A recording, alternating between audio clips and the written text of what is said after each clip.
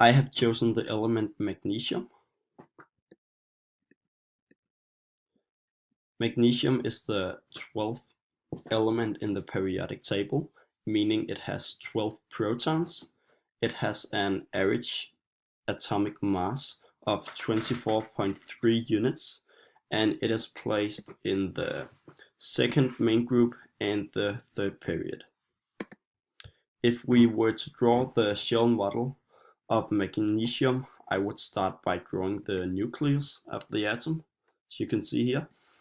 As I mentioned before, magnesium has 12 protons, and after the protons I would draw the neutrons, since there are 3 different isotopes of magnesium, namely magnesium 24, magnesium 25, and magnesium 26. You have to choose which isotope you're drawing.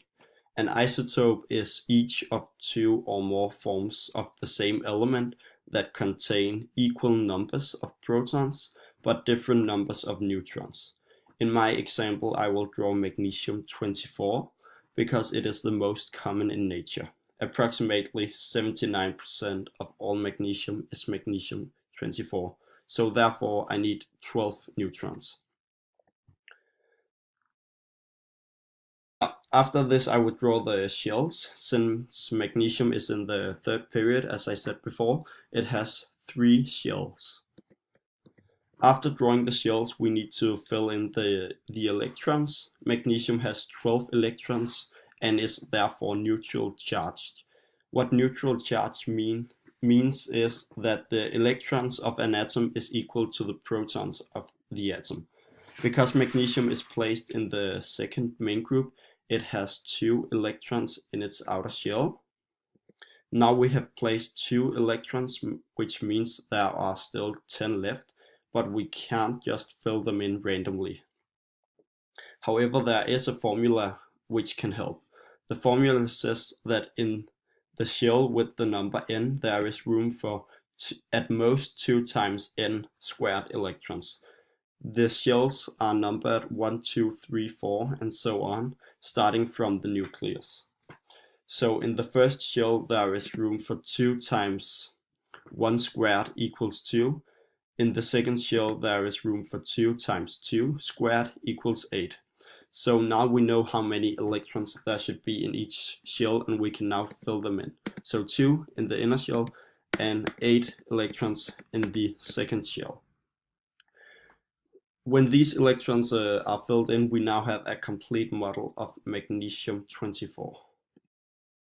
An experiment you can make with magnesium is to see how magnesium reacts with hydrochloric acid.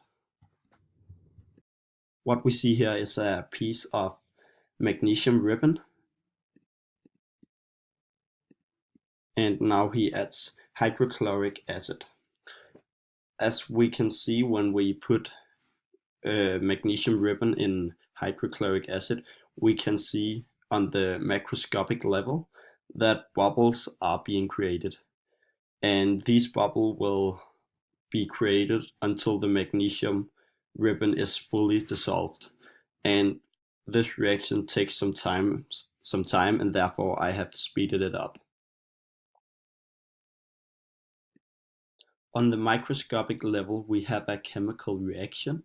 The chemical equation looks like this.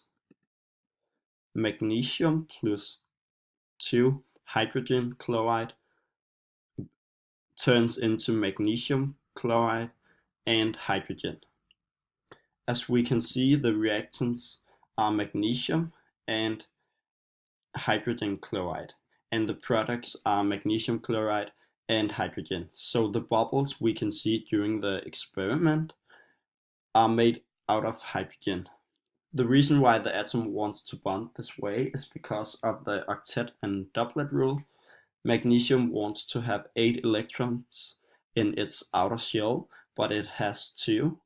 There are 2 chlorine atoms which both want 8 electrons in their outer shell, but only have 7. Magnesium gives the 2 electrons it has in its outer shell to the chlorine atoms. It gives 1 electron to each of the chlorine atoms. This way magnesium and the chlorine atoms all have 8 electrons in their outer shell. Since magnesium gives away 2 electrons, it now has a positive charge. The ion is magnesium 2+, because it has given 2 electrons. The chlorine atoms receive an electron and therefore has a negative charge. The ions which are created are 2 chlorine minus ions. And this is 2 ions. The reason why the 2 hydrogen atoms bond is the doublet rule. The hydrogen atoms have 1 electron each, as you can see here, that's 1 electron. And they create a covalent bond. This means they share the 2 electrons, as you can see here. So they share the 2 electrons they have in total. And this way they both satisfy the doublet rule. Magnesium is the lightest metal that you can actually use. Beryllium is very poisonous, and lithium and sodium both react with water. Magnesium is therefore used in phones, cars, laptops, and also in constructions. When you burn magnesium, it emits a sharp white flash. Therefore, magnesium was used as photographic flashlights. The body also needs magnesium. It helps you keep your bones strong, heart rate healthy, and blood sugar normal. Research also suggests that magnesium protects against bone loss, broken bones, and also the bone disease osteoporosis. Some experts even think that it prevents headaches. In total, magnesium is involved in approximately 600 cellular reactions, from making DNA to help your muscles contract. Lastly, magnesium is also used in flares, firework, and sparklers because of the bright light it emits when it burns.